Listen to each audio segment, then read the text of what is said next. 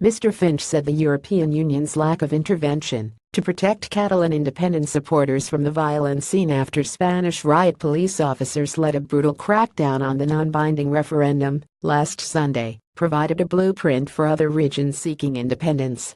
Horrifying images showed riot police lashing out with batons when Catalan local attempted to vote in an independence referendum deemed unofficial by Spain's government last Sunday.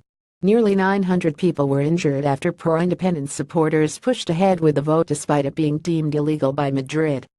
Almost 2 million people cast their votes despite the heavy-handed response from police, with 90% agreeing Catalonia should break away from Spain, according to a local count.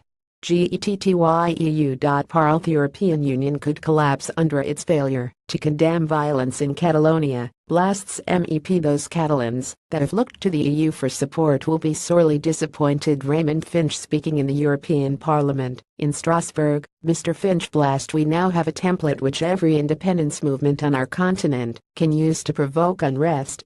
Mark my words, by their actions, Mr. Rajoy and his advisors have lit a bonfire under your Europe." The fact that the EU institutions and its leaders have failed to recognize the human rights abuses which have taken place, and instead have focused merely on legalistic verbiage, shows how shallow the foundations of this project really are. Any ruling order that can condone acts of state violence has no popular legitimacy. Those Catalans that have looked to the EU for support will be sorely disappointed. Conservative MP Andrew Rosendale also condemned Brussels for its failure to intervene in the violence, as 2 convoys of trucks full of Spanish military are said to be traveling to Barcelona.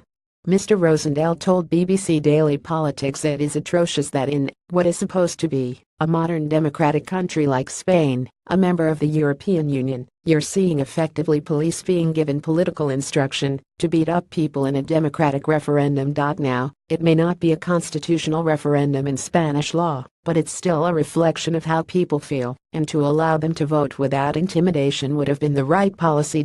What is happening in Spain today should bring shame on Spain and shame on the European Union. 2. October 3, 2017. People clash with Spanish Guardia Civil instead of condemning the violence. European Union bosses instead issued a shocking ultimatum to Barcelona. Brussels warned Catalonia risks abandoning the European Union by splitting from Spain, as the bloc scrambles to avoid a cattle exit which would see the bloc disintegrate further after an already chaotic 18 months. A spokesman for the European People's Party, the largest group inside the European Parliament, said Catalonia needed to acknowledge the truth. He said someone needs to tell the Catalan people the truth. If you contest the law to abandon Spain, you also need to know that you abandon the EU.